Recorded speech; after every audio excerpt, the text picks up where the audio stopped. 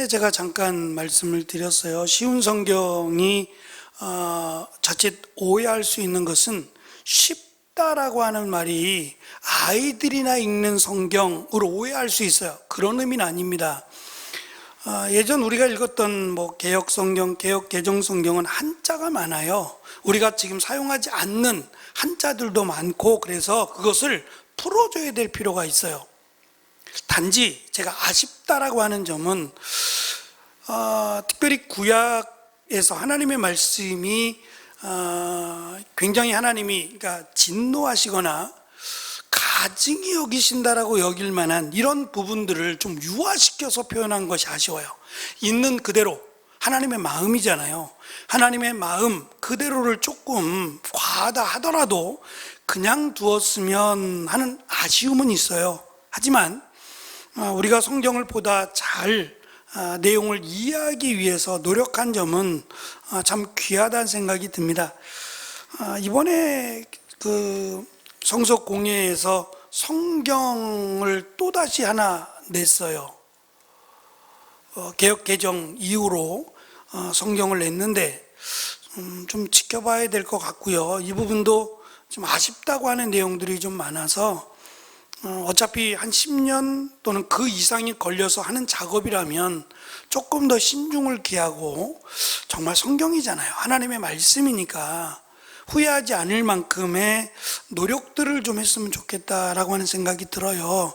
한글에서 한글로 푸는 게 아니라 헬라어나 히브리어에서 옮겨 적어야 되는 작업이 참 쉽지 않잖아요. 그걸 목사가 강단에서 하기에는 어려운 점이 많아요.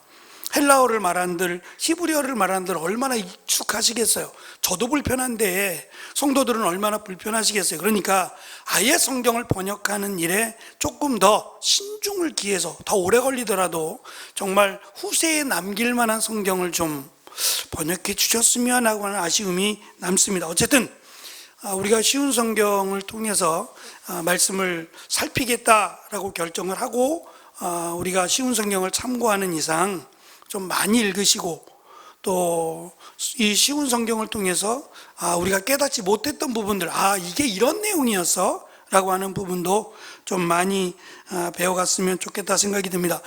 먼저 오늘 말씀은 1페이지에 제가 빨간색으로 표시를 했어요. 1, 2, 3, 4 4개를 다룰 텐데, 그 중에 첫 번째에 대한 내용, 총회 회원 자격에 대한 부분을 지난 시간에 우리가 저쪽에 있을 때 교회에서 다뤘고, 그 앞부분에 특별하다 그랬어요.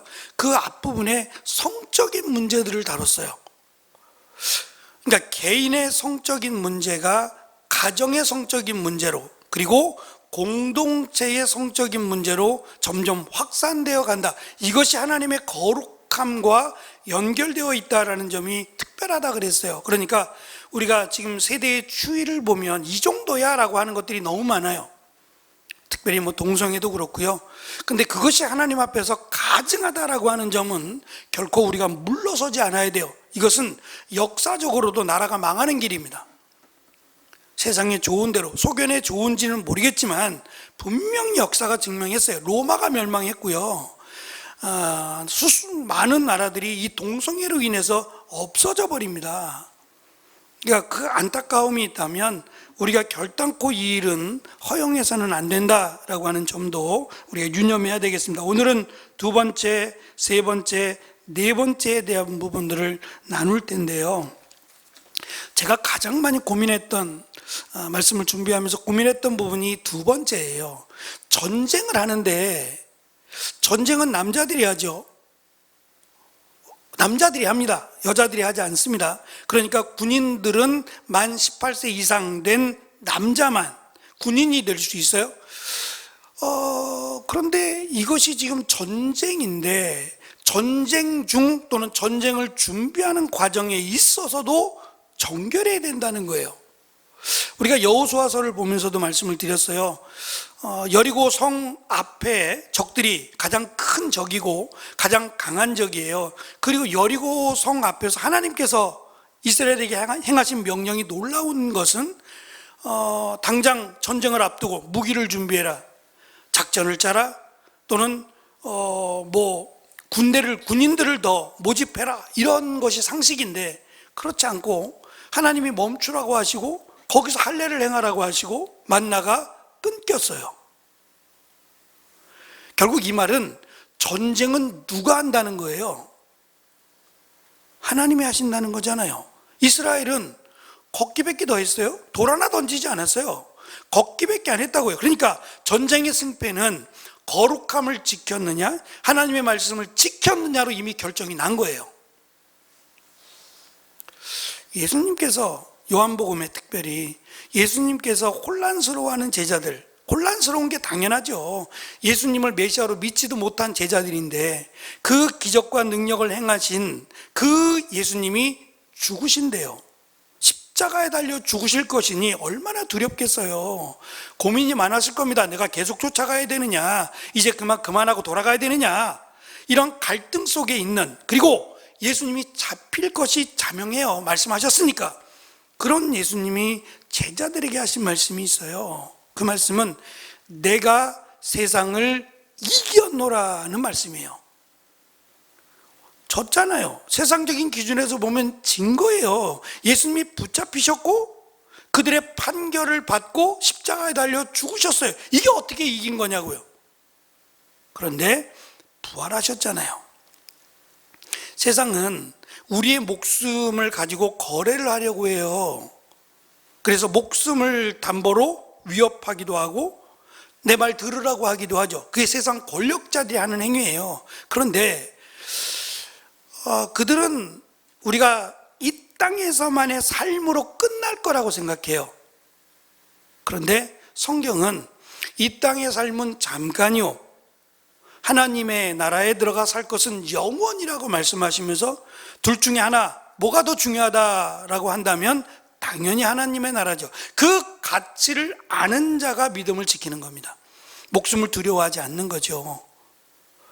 오늘 제가 말씀드린 좀 돌렸습니다만, 혼란스러웠다는 것은 전쟁입니다.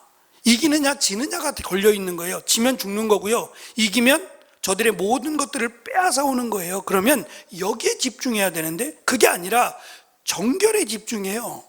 전쟁 중인데요, 정결에 집중하고 있어요. 그것도 첫 번째 이 정결에 해당되는 내용이 뭐냐면, 밤에 잘 때, 우리 성경이 그렇게 되어 있어요. 잠깐 앞으로 가시면 10절 보면 군인들에게 해당되는 겁니다. 진을 치고 적과 맞설 때는 부정한 것들을 피하시오. 구체적으로 설명은 없어요. 부정한 것들을 피하시오라고 해놓고 밤사이에 몽정을 하며, 이게 지금 군인들, 남자들에게 해당되는 말이에요. 젊잖아요. 나이 많은 사람이 군인으로 가지 않으니까 젊잖아요. 그러면 밤에 자다가 몽정할 수 있다는 거예요. 이게 부정하다고요? 이걸 조금 더 확산시켜서 이게 자연적인 게 아니라 이게 정말 부정적인 것, 우상이나 음란함이나 이런 것들과 연결되어 있다면 씻어서 될 문제가 아니에요. 목욕으로 될 문제가 아니라 죽는 겁니다.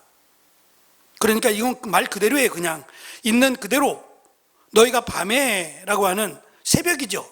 자다가 일어났을 때에 몽정을 하게 되면, 근데 이게 지금 거룩한 것이 아닌 마치 거룩함을 훼손시키는 것이다라는 설명이 이해가 안 됐어요. 두 번째요, 이것도 이해가 안 됐어요. 아니, 화장실 안 갈 수 없잖아요. 근데 이 화장실 문제, 변을 어디다 보고 소변을 어디다 보느냐, 이거 가지고 또 이야기하네요. 그래서 제가 이걸 왜? 전쟁이잖아요. 그럼 급하잖아요. 전쟁에 진 밖으로 나가는 게 어디 있어요? 그때 적들이 오면 어떻게 해요? 아니, 화장실을 갈 거면 가까운데 대충, 그냥 전쟁 중인데 길거리에다가 안 돼요? 집이 안도 아니고 전쟁 중이라니까요. 전쟁을 밖에 나가서 하잖아요. 들에서 하고 그러는데 성 밖에 나가서, 진 밖에 나가서 해결하고 들어오라는 거예요. 그것도 그냥 하면 안 되고 삽을 가져가서 고정시켜야 돼요. 이 삽은 그 용도로만 쓰는 삽이에요. 그럼 하나만 있으면 안 되겠죠. 그 삽을 땅을 파고 이를 보고 흙을 덮고, 전쟁이라니까요. 전쟁과 이게 무슨 상관이 있냐 이거예요. 앞에서 1번 자다가 일어나서 몽정을 하면, 2번 화장실 갈 수 있잖아요. 그럼 화장실 거기까지 가야 돼요? 소변을 봐야 되는데 근처 그냥 전쟁 중인데 언제 적들이 쳐들어올지 모르니까 근처에 그냥 들에다가 해결하면 되지 않아요? 근데 굳이 진 밖으로 나가서 해결하고 들어오라 그런 거예요. 그 거리가 얼마나 되는지 모르겠는데 이스라엘 군대가 진을 쳤다라고 했을 때 그 진이 작지 않았을 거잖아요. 그러면 그 진 밖이라고 생각해 봐요. 왜 이것들을 지금 하나님의 거룩함과 연결을 할까? 그리고 말씀드린 것처럼 전쟁은 하나님이 하실 건데, 그럼 결국 이 말을 들으라는 거예요. 그래야 전쟁에서 이긴다는 거예요. 화장실 볼 일을 그냥 아무렇게나 보면 진다는 거 아니에요. 그럼 자다가 글쎄 이게 내 마음대로 되나? 제가 부정하다고 했으면 죽을 거라 그랬어요. 그냥 목욕하고 끝날 문제가 아니니까, 그렇게까지 확산될 문제가 아니에요. 그러면 그냥 몽정을 했으면 씻으면 돼요. 근데 이거를 지금 우리가 지금 사는 이 세상에서는 그걸 부정하다고 여기지 않아요. 오히려 반대일 수도 있어요. 건강하다는 증거, 건강한 증거지라고 말할 수 있단 말이에요. 근데 왜 이렇게까지 이것을 부정하다고, 볼일 보는 것도 진 밖으로 나가서 해야지, 그렇지 않으면 부정하다고 왜 그렇게 하실까? 한편으로는 일단 당시에는 위생이라고 하는 것들이 그게 귀하지 않았어요. 그러니까 위생의 문제, 이게 한두 명의 문제가 아니잖아요. 전쟁이 언제 시작되고 언제 끝날지도 모르는데 진 주변에다가 볼일을 봐봐요. 그러면 위생적으로 상당히 안 좋단 말이죠. 그러니까 일단 위생적으로도 문제가 되니까 그렇게 하신 것이고, 또 한 가지는 하나님이 이렇게까지 말씀하셔도 지켜야 된다는 거예요. 말씀드렸죠. 이것이 마치 우상에게 또는 음란함과 그런 것이 아님에도 불구하고 어찌 보면 이 정도 가지고 라고 할 만한 것까지도 하나님이 말씀하시면 지키라는 거예요. 그래서 우리가 생각할 때는 심각하지 않은, 이걸 이렇게까지 라고 생각할 수 있겠지만 하나님의 말씀이에요. 하나님이 이렇게 하라 라고 말씀하시면 누구라도 해야 된다.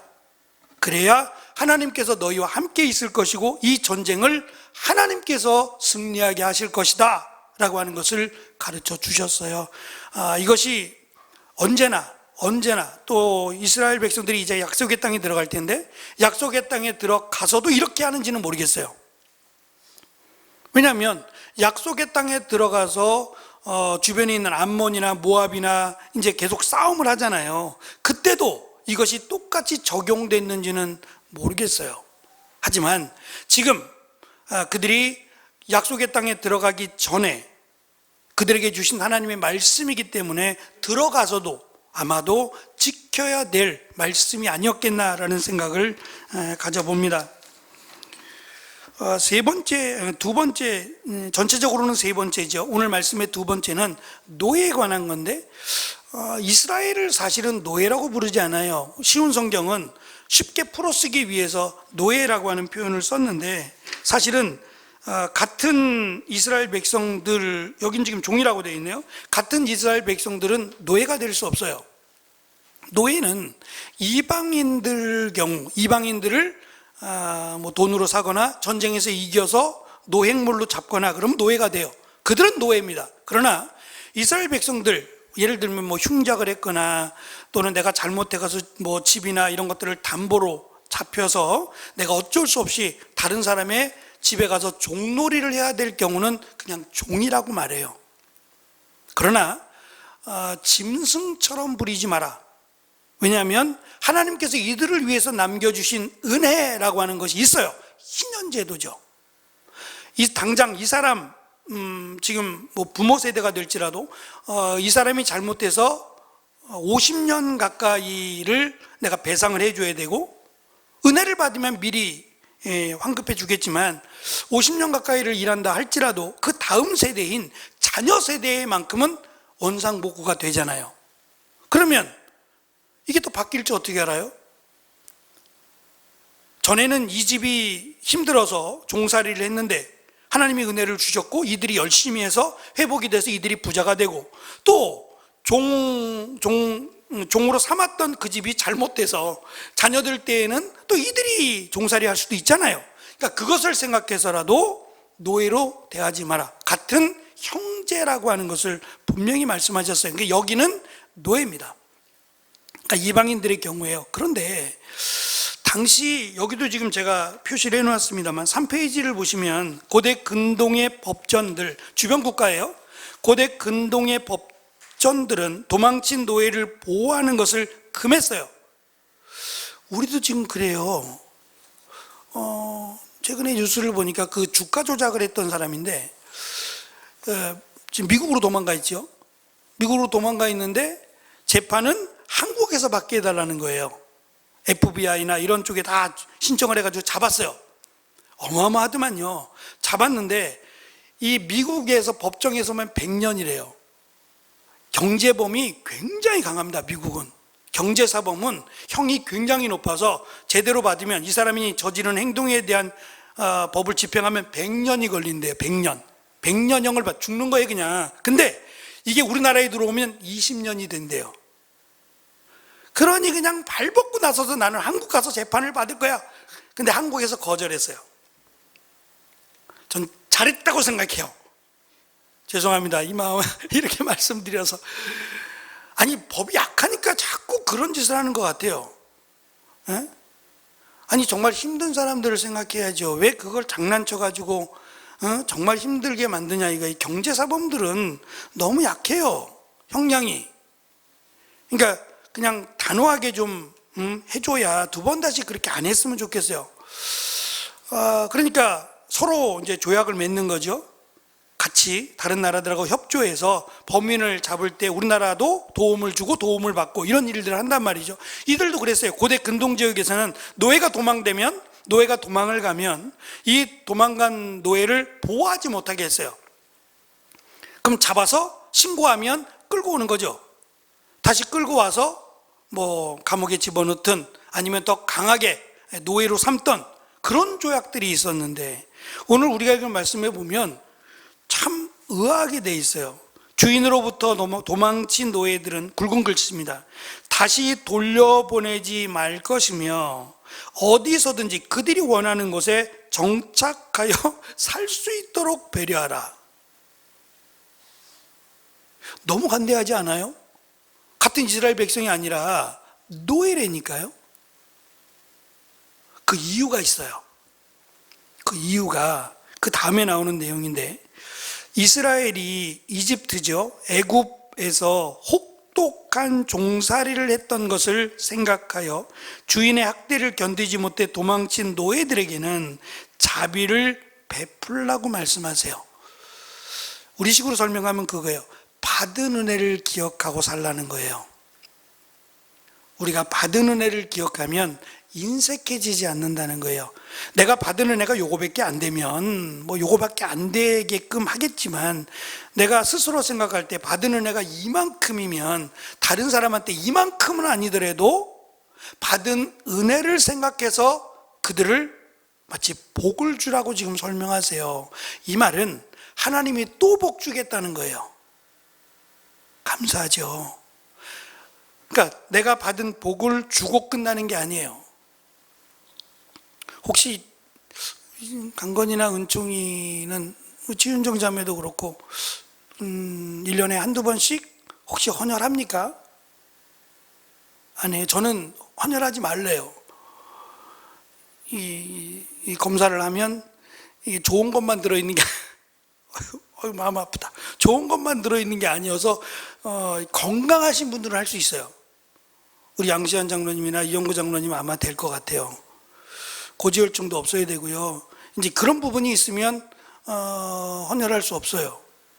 그런데 하나님께서 우리의 몸을 만드실 때 헌혈을 하면 피가 생기는 거 아시죠? 더 깨끗한 피가 생기는 거잖아요. 그러니까 건강한 사람들은 헌혈할수록 뭐 무리해서라는 건 아니에요. 뭐 헌혈을 뭐 하루 이틀 건너서 또 하고 그러란 얘기는 아닌데, 피는 생명이잖아요. 사실 귀하죠. 무엇보다 귀한 거 아니겠어요? 정말 귀할 때는 돈으로 살 수 없을 만큼 귀합니다. 제가 남아공에 있을 때 교회에서 어떤 분이 수술을 받았어요. 갑자기 수술을 받았는데 피가 필요해요. 이분의 혈액형을 이야기하는데 그렇게 뭐 까다로운 혈액형은 아니었던 것으로 기억해요. 그런데 그 가족 되시는 분이 교회에다 얘기하더라고요. 꼭 교회에 계시는 분들이 좀 해줬으면 좋겠다고. 왜요? 그 흑인들 피도 빨간색인데 그 피를 못 믿겠다는 거예요. 거기는 에이즈가 굉장히 분포도가 높습니다. 물론 에이즈 환자 피를 수혈받을 리는 없죠. 그러나 혹시라도 하는 마음이 있고, 그래도 교회 다니는 사람들, 교회 다니는 사람들이 훨씬 더 퀄리티가 그렇고 죄를 짓지 않으니까 훨씬 더 깨끗하지 않겠느냐. 저는 그건 뭐 생각도 말고 그래요. 그러니까 발벗고 나서서 교회가 했어요. 교인들이 다 헌혈했던 이야기들을 전해 들었습니다. 그렇게 하고 나면 내가 피를 이만큼 줬으니까 내 피가 부족해야 되는데, 그게 아니라 건강한 사람들이라면 얼마 지나지 않아서 다 채워지죠. 더 깨끗한 피로 만들어지니까 채워지지 않겠어요? 그 말씀이에요. 우리가 받은 은혜가 있어서 그걸 깨달은다면 그 받은 은혜를 기억하고 베풀어라. 그러면 내가 베풀었으니까 그 빈자리를 하나님이 또 다시 채워주겠다는 거예요. 아멘 아니에요? 안 채워주시고 나만 자꾸 내보내면 왠지 손해보는 것 같은 느낌이 들지 모르겠어요. 근데 하나님은 주라는 거예요. 내가 받은 은혜를 생각해서 주라. 그럼 내가 또 은혜를 준다는 거죠. 그러니까 하나님은 우리에게 그냥 함께만 있는 분이 아니라 인도하셨던 하나님이시고 인도하실 하나님이시니까, 하나님께서 너희와 함께 하신 은혜, 그것을 나만 갖고 있지 말고 노예라고 할지라도 그들에게 베풀어 나누어 주라. 그러면 하나님이 더 큰 은혜로 우리에게 채워주신다는 거예요. 그래서 성경도 찬송도 받은 은혜를 주라는 말씀이 참 많아요. 그러면 하나님이 더 큰 것으로 채워주신다. 그것이 성경의 역사거든요. 근데 하나님은 지금도 동일하시니까 여전히 지금도 그렇게 일하시지 않겠습니까?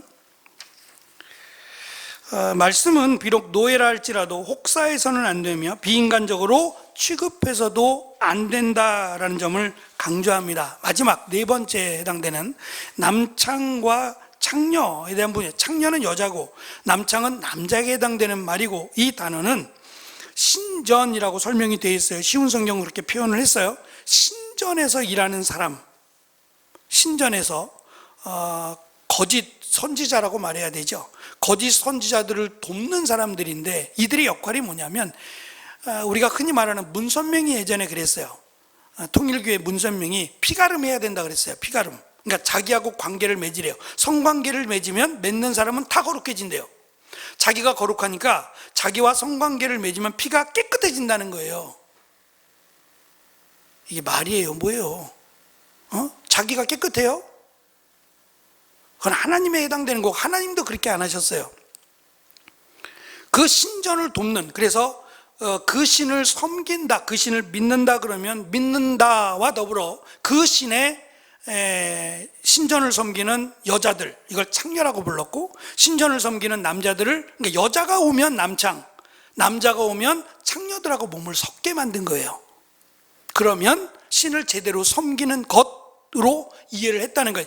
절대 이런 걸 두지 말라는 거예요. 하나님이 가장 가증하게 여기시는 것이 바로 우상숭배입니다. 그래서 이 우상숭배와 관한 죄는 하나님이 즉결 처분했어요.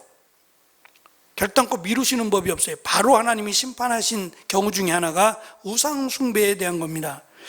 마지막 보시면 하나님은 이스라엘 사람은 이런 일을 해서는 안 되며 혹시 이런 일을 해서 얻은 수입을 성소에 들여 놓아도 안 된다 하셨어요. 여기에 대한 해석은 따로 이렇게 하기가 참 그래요. 어디까지 해야 되느냐, 늘 말씀드리는 내용이에요. 어디까지 확대 해석해야 되느냐, 그러면 또 직업에 대한 이야기를 해야 돼요. 그러니까 이건 좀 복잡한 일입니다. 어쨌든 있는 그대로 우상숭배와 관련된 가증한 일이라고 하신 우상숭배와 관련된 직업, 그것은 결코 해서도 안 되고, 그것을 통해서 얻은 수입은 하나님께 드려도 받지 않아요. 결국 이 말은 하지 말란 얘기예요. 하나님은 많고 적음으로 받으시는 게 아니잖아요. 많고 적음이 아닙니다. 그리고 과부의 사실 전 재산을 받았다라고 표현된 것은 그것이 삶이라는 단어예요. 그러니까 사실 드린 거는 얼마 안 돼요. 전 재산이라고 해봤자 지금 갖고 있는 돈은 3,000원 밖에 안 돼요. 그러니까 그것을 하나님이 흡족하다고 한 게 아니에요. 그러면 우리 3,000원 드려야 되잖아요. 그런 의미가 아니라 그의 삶이에요. 그 여인의 삶을 통해서 그 여인을 받으신 거예요. 사실 그 여인에게는 너무 귀한 거예요. 3,000원이 자신의 전부일 수도 있는 건데 그것을 기쁨으로 드렸어요. 그리고 하나님이 받으신 건 물질만이 아니라 삶을 받으셨어요. 그래서 어떤 면에서 우리가 하나님께 드리는 예물이 되었든지 뭐가 되었든지 그것은 나를 대표하는 것이 돼야 돼요. 그래서 가능하면 이름을 쓰시는 게 맞아요. 물론 하나님은 이름을 안 써도 아세요. 근데 공동체잖아요. 우리는 함께 공동체를 이루어가는 교회이기 때문에 내가 하나님 앞에 나를 드리는 마음으로 예물을 드리는 것이, 금액과 상관없이 예물을 드리는 것이 하나님이 기뻐하시는 거예요. 그래서 제가 자랄 때 배운 것도 우리 교회도 그렇게 하고 있습니다만 이 헌금 드리신 분들을 이름을 불러드리는 것도 사실 저는 맞다고 생각해요. 지금도 제가 청년의 시절도 목사님이 그렇게 하셨고, 제가 있던 교회가 지금은 이제 더 커졌습니다만 한 150명 이상이 됐던 것 같아요. 근데 150명 성도들이 드린 헌금을 11조, 감사헌금, 여러 가지 헌금들을 읽는다고 한번 생각해 보세요. 시간이 얼마나 걸릴까요? 못해도 10분 이상이 걸려요. 기도도 그렇잖아요. 헌금 기도, 헌금에 관한 기도, 헌금에 관한 시간이 짧지 않아요. 그래서 큰 교회가 못하는 거예요. 안 하는 게 아니라 못하는 겁니다. 어떻게 하겠어요? 이름을 어떻게 불러줘요? 근데 저는 불러줄 수 있을 때까지 해야 된다고 생각해요. 그러니까 더 못 불러주겠다 생각하면 교회를 분리하는 게 맞아요. 분리해서 그 교회도 교회로서 이름을 불러주고 교회로서 자리 잡을 수 있도록 도와주는 것이 교회가 해야 될 일이지, 교회만 크게 해서 저는 그거는 성경적이지 않다고 생각해요. 성경 어디를 봐도 하나님이 기뻐하지 않았어요. 어쨌든 하나님께서 받으시는 것은 물질만이 아니라 삶이다. 그 삶의 대표성이 얼마가 됐든 간에 헌금이라는 것으로 우리가 드린다. 그래서 하나님은 이 헌금, 땀에 가치가 들어있던 수고와 노력이 담겼던 이 헌금을 통해서 하나님이 기뻐 받으시고 끝나는 것이 아니라 하나님이 채워주신다고 약속하셨다. 나의 것을 기억하며 드린 것에 대해서 하나님은 넘치도록 채워주신다라고 하는 말씀을 우리에게 주십니다. 그래서 우리가 직업을 선택할 때에 먼저는 하나님이 기뻐하실까? 이게 먼저입니다. 하나님이 기뻐하실까? 그리고 나도, 가족도 기뻐할까? 물론 이건 조금 차이가 있어요. 왜냐하면 반대하는 경우도 있어요. 예를 들면 갑자기 얘가 요리사를 하겠다 그래요. 예전 같으면은 저희 아버님 세대는 남자가 부엌에 들어가는 거에 대해서 굉장히 싫어했어요. 당연히 들어가면 안 되는 여자들만의 공간으로 생각했어요. 그래서 남자가 요리사를 한다거나 그러면 반대하셨어요. 지금이야 누가 반대하겠어요. 근데 과거에는 그랬다고요. 근데 그런 부분에서 먼저는 하나님이 기뻐하시는 것이냐를 먼저 선택하는 게 중요한 것 같다. 그리고 지금은 얼마든지 이해를 하시니까 가족들이, 사랑하는 사람들이 이해를 해주느냐, 그리고 이것이 나에게 나를 성장시키는 데 적합하냐라고 하는 부분들이 저는 소중하다고 생각해요. 직업에 귀천은 없잖아요. 다만 한 가지 여기서 우상 숭배와 관련된, 하나님이 가증하다, 부정하다 하는 것들과 연관된 일에 대해서는 가급적 피하는 게 좋겠다 생각이 들어요. 제가 아는 권사님은 음식점을 하세요. 식당을 하시는데 고기를 파시는데, 고기를 팔면 또 하나 팔아야 되는 게 있죠. 고기를 파니까 뭘 팔아야 돼요? 빨간색 뚜껑, 녹색 뚜껑 술 팔아야 되잖아요. 고민을 많이 했대요. 이걸 팔아야 되느냐 말아야 되느냐. 파세요. 지금 파세요. 그것 때문에 고민도 많이 하시고 처음에 굉장히 힘들어 하셨어요. 왜냐하면 그 전에 음식 장사는 조그맣게 해서 뭐 처음부터 뭐 크게 하지 않았으니까 조그맣게 아름아름 소문도 나고 또 사람들이 많이 찾아오고 하다 보니까 확장도 하게 되고 이제 그러다 보니까 어쩔 때는 고기보다 이 술로 인한 매출이 더 클 때도 있거든요. 내가 이 술을 팔아야 되나? 라는 고민도 많이 하셨다고 하더라고요. 이 부분도 저는 어쨌든 우리가 직업을 선택할 때 좀 고민해야 될 부분이 아닌가라는 생각이 들어요. 이제 그렇게 따지면 할 게 별로 없죠. 할 게 많이 없어요. 그렇더라도 우리가 주신 말씀, 이것이 이제 지금 이 세대로 끌고 오자면 말씀드릴 것들이 너무 많아져요. 그리고 여기에 대한 의견도 조금씩 달라질 수 있다고 말씀을 드렸어요. 그러니까 일단 그 시대에 주신 말씀으로 먼저 받고, 우상 숭배는 안 된다. 우상 숭배를 통해서 벌어들인 수입은 하나님 받지 않으신다. 거기까지. 그리고 조금 더 이 시대로 적용하자면 먼저는 하나님이 기뻐하시는 직업이었으면 좋겠다. 그리고 수고와 땀을 흘려서 하나님께 드리는 것이 하나님이 기뻐 받으시는 예물이 된다라는 정도로 우리가 정해줬으면 좋겠습니다. 어쨌든 사소하게 여길 만한 것들, 앞에서 말씀드렸던 거예요. 밤에 몽정을 한다거나 아니면 집 밖으로 나가서 대소변을 본다거나 하는 일들은 굳이 이렇게까지라고 할 만해요. 하지만 당시에는 이것이 위생적으로도 그렇고 하나님의 말씀이기 때문에 우리는 별것 아닌 것 같이 느낄지 모르지만 하나님은 그런 것까지도 말씀하셨다. 그랬다면 지켜야 한다. 물론 지금 이 시대에 이렇게 하라는 말은 아닙니다. 분명히 달라요. 하지만 그때도 전쟁 중입니다. 그럼에도 하나님이 정결에 대한 부분을 말씀하셨다면 그대로 잘 이해가 되지 않더라도 지켜야 한다. 그래서 하나님이 그들과 함께 하심으로 전쟁을 이기게 하신다라고 하는 점, 특별히 이 우상과 관련된 일들은 결코 이스라엘 내에 두지 말라고 하신 말씀, 이것이 하나님이 전쟁을 이기게 하시겠다는 약속과 연결되어 있다는 점도 우리가 함께 기억했으면 좋겠습니다. 기도하겠습니다.